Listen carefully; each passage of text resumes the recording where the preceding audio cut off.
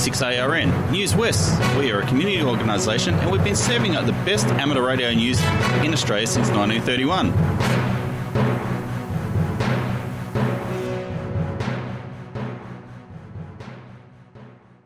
Hi there, it's Clinton, VK6FCRC, and welcome to Newswest for the 7th of July 2024. Now on with the show. Did you know that many organisations have some form of statement about how their members ought to behave toward each other and in their dealings when acting on behalf of the organisation? These are typically called corporate ethics policies or code of conduct.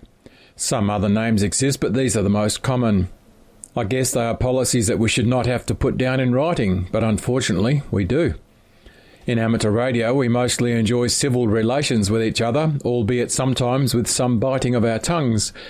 Then along come the socials, Facebook, etc. There are a couple of Facebook groups that are linked to amateur radio that, to be honest, are a complete disgrace. One is called Amateur Ham Radio Australia. It's a very large group, however its main activity is criticising and lampooning others, especially anyone who says anything they construe as critical of the Wireless Institute, or even those who disagree with those who shout loudest and most often. The group membership is carefully curated by removing and banning those who express different opinions. This group is unhealthy and a very poor introduction to amateur radio in Australia. Some of the moderators of this group are well known in Australian amateur radio circles. In fact, one is the Wireless Institute of Australia director. Which brings me back to the start of this story. If you're a member, let alone in a leadership role of an organisation, where do you draw the line? When you hold a leadership role in an organisation, you're obliged to conform to a code of conduct, and you can't simply turn this obligation on and off so that you can play up. Amateur radio used to be known as a gentleman's hobby, where respect was mutual and demonstrably so. And here we are now, in 2024, with loud, public lack of respect. There are other Australian amateur radio Facebook groups where such behaviour is not tolerated. So seek those out and leave the other to wallow in the mire of their own creation. Meanwhile, organisations, and I place the Wireless Institute of Australia right at the front here, must publicly declare their codes of conduct and demand appropriate behaviour from those representing them. I'm Bob VK6POP. WAG News for the 7th of July. Well, thank you very, very much to Anthony, VK6 Alpha X-Ray Bravo, and Colin, VK6 Alpha Charlie Tango. They put in Herculean effort with 2 extremely long days, backed up one day after the other. And then in the middle of that, they turned up to a WAG meeting. Yes, on the Monday and the Tuesday of last week, they both put in extremely long days to settle the container, to get it as close to level as possible, and then to organise, to pack and unpack all of the WAG gear as it was moved from the Peter Hughes Scout Communications Centre in Hillview down to Manjidal. There were others who helped, but these 2 deserve the biggest pat on the back that we can do. So, virtual pat, guys. The July meeting happened last week. It did happen. It started a little late. There were no coffee mugs. Anyway, we survived July and we're looking forward to August. So, heads up, the meeting had a discussion. It was very close, but the next meeting of WAG will be at First Midland. We still haven't decided the long term, but August 5th, 7 p.m. for a 7:30 p.m. start at number 10, Helen Street in Bellevue. With the effort of the guys, and thank you to Trevor and to Dylan, and oh yeah, I was there. The container moving project is completed. This has been Mark, VK6 X-Ray Lima Zulu, for WAG, VK6RRG. You're listening to Newswest, VK6 ARN. If you happen to listen to the right part of the 80-metre band on a Tuesday evening, you might hear something that sounds like this.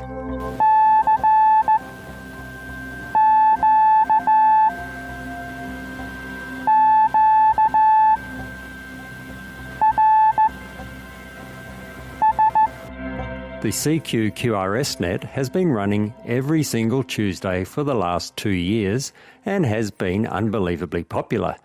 There are usually half a dozen, and a couple of times up to 18 stations, popping in and out when they can over the 4 or 5 hours. The aim is to encourage new CW operators to have a go at slow CW in a safe and really friendly environment where slow speed and lots of mistakes are par for the course. It's all about having a go, starting with a basic call sign and RST exchange, then over time getting better and better. The net also attracts its fair share of old-timers who enjoy helping others to have a go or just to enjoy the banter. So this might be just the opportunity you've been waiting for to have a go at transmitting on CW, or perhaps just to stop the contacts rusting up on your key. Doesn't matter whether you're brand new to the code or if you're an old-timer who would like to have a bit of fun and help encourage new operators by having simple, safe QSOs at their speed, we'd love to have you join in.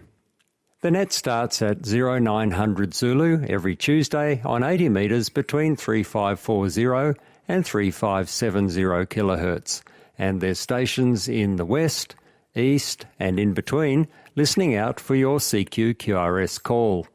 For more information and to receive our weekly CQ QRS RagTune newsletter, contact me, Mark, VK6QI, via my email address on qrz.com, or you can email me direct, mark.bosma@icloud.com. That is mark.bosma@icloud.com. Too much switch mode power supply hash on 80 metres? This might be the incentive to do something about it. With a cheap noise canceller costing less than $100, 80 metres could be easier than you think. So once again, Tuesdays from 0900 Zulu until late, between 3540 kHz and 3570 kHz. Cheers from Mark, VK2KI and VK6QI.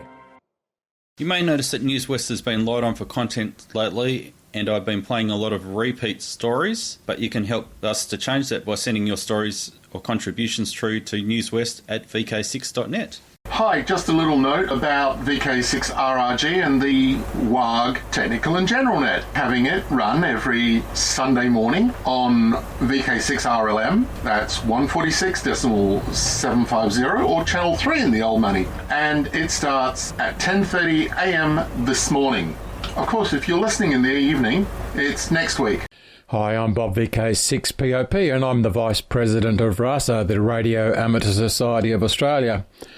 RASA is a progressive society whose aim is to represent and promote the hobby of amateur radio in Australia.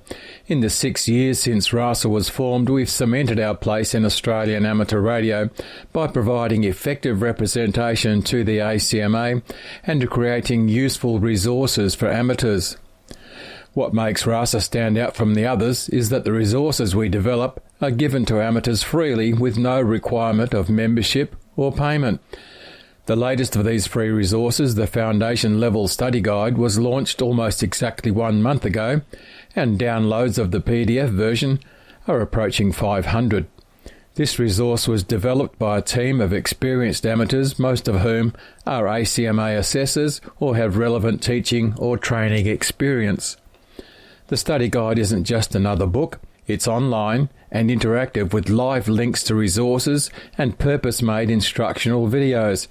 This RASA incentive is a first in Australia and it has attracted international attention. Complementing that study guide is the Welcome to Amateur Radio guidebook, which is another free resource from RASA. The guidebook contains useful information for amateurs, especially newcomers to the hobby. It contains hot links to further resources. The Welcome to Amateur Radio guidebook can be downloaded as a PDF file from the RASA website vkradioamateurs.org. RASA's QTC magazine was published last week. It's full of interesting stories and articles all about amateur radio. QTC is an online magazine available in flip the pages on the screen true online magazine format and also as a PDF download. QTC also contains live links and it's free for anyone, no membership required. These and all of the other RASA resources are available from our website vkradioamateurs.org. That's vkradioamateurs.org. This is Newswest, your amateur radio news on VK6ARN, originating on the Newswest linked repeater network and HF relays. For Wyson News this 7th of July, I want to do two things. Heads up that there is a meeting tomorrow night, and go through the archive of the old VK6 WIA website. The following is from Jim Preston, VK6JP, back in September of 1999, and then I will return with some questions to think about and the details of tomorrow evening's meeting, hopefully to revive and probably refocus Wyson in WA. So first up, the history files. The following read comes from the archives of the VK6 WIA web pages. Have you ever thought, what does Wyson do? Should I join them? Perhaps the following might help you to make a decision. Question: if someone called for help, would you be ready? On Sunday, 29 August 1999, Wyson provided communications along the course for the City to Surf fun run. Operators taking part were Fred VK6IE, Ron VK6KRA, Peter VK6JAE, Tony VK6CV, Matthew VK6KMS, Bruce VK6CX, Jay VK6YJS, Bob VK6PO, and Jim VK6JP. The event was in two parts. The 12-kilometre course started in the city in St George's Terrace, and the 4-kilometre course started at Perry Lakes. Both sub-events ended at City Beach Oval. There were about 6,800 starters for the long course and about 2,300 entrants for the short course. In addition, there were 19 wheelchair competitors. Timing this year was high-tech, with each entrant having a microchip attached to his or her shoelace. Timing devices at the start and finish recorded the elapsed time to 1/100th of a second. Communication for Wyson was through the Wyson repeater, which was situated near Wireless Hill in Ardross, and this gave satisfactory coverage of the course using standard mobile antennas on vehicles. Although signals were a little noisy at the City Beach end of the course. Operators were located at the start line for the 12k run at 4 kilometres, 6 kilometres and 8 kilometres, the start line for the 4-kilometre course at 9k, 10.5 kilometres and the finish line, and at the police mobile command post at City Beach. The police relied upon information passed by this last operator to coordinate the opening of barriers across side roads along the course. The start line for the 12-kilometre course, the operator was in a St John's ambulance vehicle and followed the end of the field. This arrangement was less than satisfactory in that the vehicle had a fiberglass roof, and the only steel surfaces were sloping at an angle of 45 degrees. The end result was a 5/8 vertical projecting forward at an angle of 45 degrees. Looked like a unicorn according to Tony VK6CV. The organisers had promised a different vehicle for next year. Total distance travelled by operators involved was 462 kilometres, and the total time was 32 man-hours. The following comments were written in the request of Ian Hunt, VK5QX, to assist him in making a submission to a Member of Parliament. It is not known whether any of the comments were actually used, as he had sought comments from various groups associated with the Wireless Institute of Australia. The first Wyson operation that I experienced was a search for a Down syndrome youth of about 15 years who had strayed away from the group on an organised outing in a national park. It was almost dusk when we were called out, and by the time we had reached the search area, it was almost dark. A decision had been made to limit the number of vehicles travelling to the area, and this meant that my equipment and vehicle were left at search headquarters in the city. This was of no immediate concern, as the vehicle I travelled in was set up with a transceiver and mobile antenna. The area was outside the service area of the only available 2-metre repeater, and the distance and terrain was such that 2-metre simplex operation was not feasible. This meant that HF on 80 metres was used, and mobile vertical antennas were used at both ends of the circuit, and propagation conditions at the time meant that the two stations could not communicate. However, a station about 350 kilometres away could hear both stations loud and clear, and so was able to relay messages. A station about 100 kilometres away joined in and was able to share the load, until this operator had to go to work at about 2300. The search parties in the field used a radio operator with a 2-metre handheld who was able to communicate with the Forward Emergency Operating Centre, where a 2-metre base station was operated. The search was unsuccessful up to 0100, when it was decided to suspend the search until first light. At dawn, the search parties returned to the area, and with the lessons learned from the previous evening, a dipole was erected in the field and communication back to the city was maintained without any problem. The search concluded with the missing youth being found safe and well in a cave where he had spent the night. Another search involved a missing schoolgirl who had not returned home after school. Wyson was not called out until 0500 hours the following morning, but communication was no problem because the search area was in the hills to the east of Perth with a line of sight to the search headquarters in the city. Consequently, 2-metre simplex provided excellent communication. However, the search did not end happily because the girl had been murdered and her body was found about 1300 hours. A further search involved a sister and brother of about 10 and 7 who had been on a picnic with their parents and who had gone exploring and were unable to find their way back to the spot that they had left. Wyson was called out at about 1800 hours and the area, while in hilly country, was within the service area of a 2-metre repeater. Communication with the repeater from the field was at times marginal, but always usable. This search was about to be abandoned for the night at about 0100 when a search vehicle using a loudspeaker to call the lost ones was successful in encouraging them to make their way to the track down which the vehicle was travelling, where they were picked up and returned to their grateful parents. With improvements in SES communications, demand for the services of Wyson has diminished, and we have been concerned with fun runs and car rallies rather than search and rescue.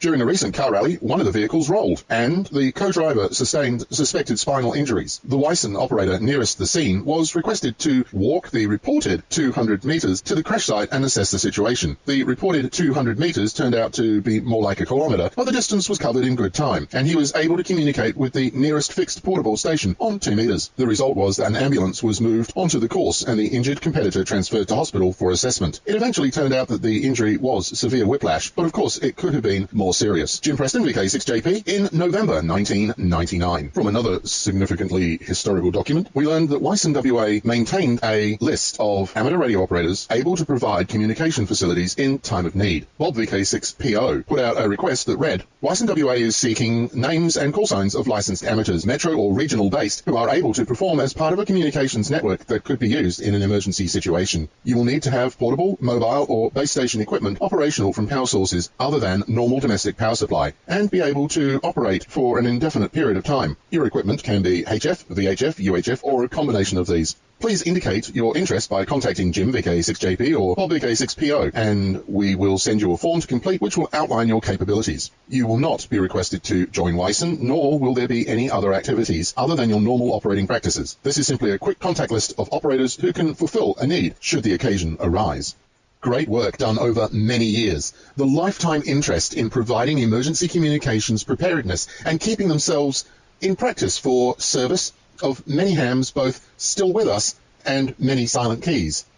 In the 1980s and again in the 2000s, the direct focus of what Wyson did was changed as a response to changing situations and circumstances. Today, the need for a number of prepared radio hams able and willing to maintain the skills needed, God forbid they are ever called upon in times of real emergency, remains. If we are there and we are ready or capable in short order to respond should ever the need arise, that's clearly a much better situation to be in than, oh, yeah, we remember when there was a number of hams who did that type of stuff. Shame, really. We should have had the foresight to keep on being prepared. Wyson needs a new generation of hams to get involved and to prepare themselves for the what if, the when the crap hits the fan. It's not trying to be dramatic, not trying to be anything really, just calmly saying, far better to be prepared than preparing to fail if and when the need actually arises. It's great if the need never does, but it's the what if, it's the when. Look, it has been for so many years a sport for some people to put down the efforts of Wyson as old and outdated by the new U-Butte systems, and there is no need for us to get involved, blah, blah, blah. I was sitting on a milk crate outside the first Wembley Downs Scout Hall in, I don't know, about 2008 maybe. I was in an IRLP contact with a VK2. He had been one of those first hams who spoke to a VK8 able to put up an antenna and use batteries or a generator on the morning of December 25th, 1974. Sure, it wasn't a surprise that Darwin had suffered damage when a known cyclone hit town and everything went dark. Darwin was obviously hit and the power was gone. The authorities didn't need ham radio to tell them that, but it was hams who got on the air and raised the fact of life in Darwin, I hope of information in the first instance. Every now and again we hear of some ham somewhere being on air and hearing emergency traffic, sometimes even from other hams, on the likes of Traveller's Nets, etc. One could be funny and invoke the memory of the radio ham. This is GLK London calling. Yes, it is not raining here also.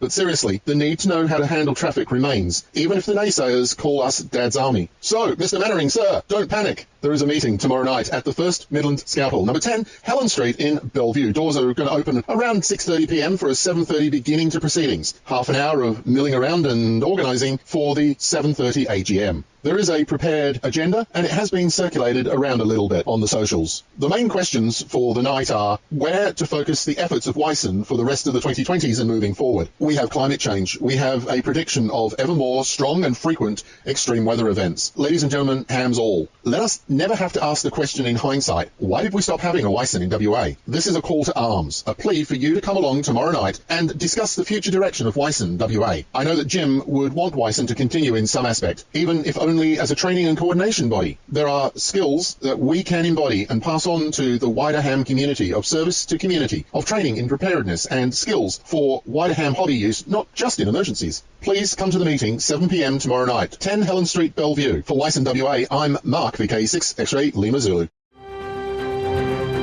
This is Newswest, your amateur radio news on VK6ARN, originating on the Newswest linked repeater network and HF relays. Time is passing quickly, and as the sun doesn't stop rising and setting, it's time to dust off your calendars. Grab a permanent marker and write it in. The NCRG Hamfest is on again come August 25th, 2024. You won't be surprised to find the event at the Cyril Jackson Rec Centre at the end of Fisher Street in Bassendean. What else do we love about Hamfest? The raffle. This year the raffle will have 4 prizes: an Andrews Communication voucher worth $2,000, a Yaesu FTM 300, $699, a Yaesu FT70DR worth $299, and if Yaesu isn't your brand, there's a $100 voucher from Horizon Antennas. Tickets are $5 per entry, available for sale across New South Wales, the NT, Queensland, South Australia, Tasmania, Victoria, and of course Western Australia. You'll have to wait another month or two for the raffle start date of the 25th of June, with the raffle ending at 12 noon on the 25th of August at the NCRG Hamfest.